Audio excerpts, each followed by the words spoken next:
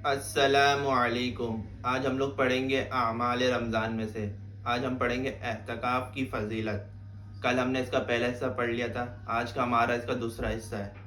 فضائل اعتکاف۔ رمضان کے آخری عشرے کا اعتکاف حضور صلی اللہ علیہ وسلم کی ساری زندگی کا عمل اور آپ صلی اللہ علیہ وسلم کی ازواج مطہرات کا معمول تھا۔ آج بھی جو اس کا اہتمام کرے گا اس کو 2 حج اور 2 عمروں کے برابر ثواب ملے گا۔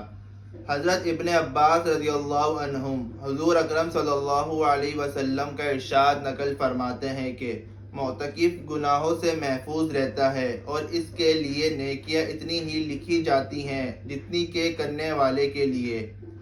ایک دن کے اعتکاف کی وجہ جہنم اور معتکف کے درمیان 3 خندقوں کا فاصلہ ہو جائے گا۔ ایک خندق کا فاصلہ اتنا ہے جتنا آسمان اور زمین کے درمیان۔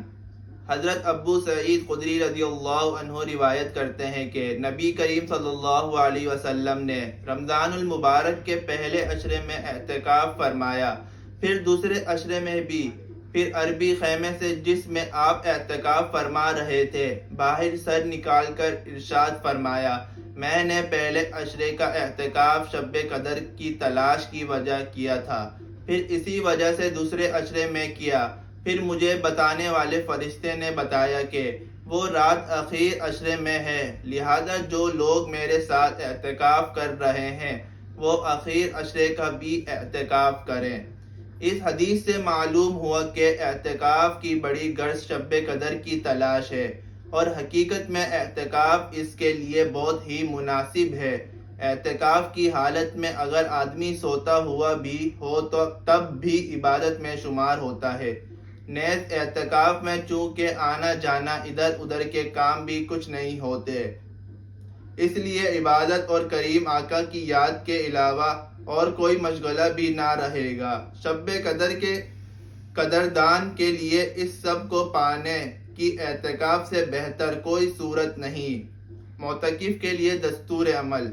معتکف کے لیے سب سے اہم صف اول اور تکبیر اولیٰ کا اہتمام ہے۔ خوب قرآن کریم کی تلاوت ہو، تحیۃ الوضو، تحیۃ المسجد، تہجد، اشراق، چاشت اوابین کے ساتھ ذکر و تسبیح اور استغفار میں مشغول رہے، اور خوب رو رو کر اپنے تمام مقاصد اور پوری امت کی ہدایت، فتنوں سے حفاظت کی دعائیں مانگے۔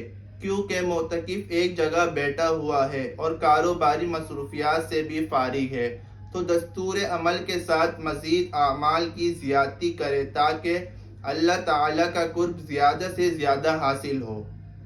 اعتکاف میں کوتاہیاں۔ کھانے پینے اور ضروریات کا اتنا سامان لانا کہ دکان ہی لگا لیں جس سے دوسرے نمازیوں کو تکلیف ہو۔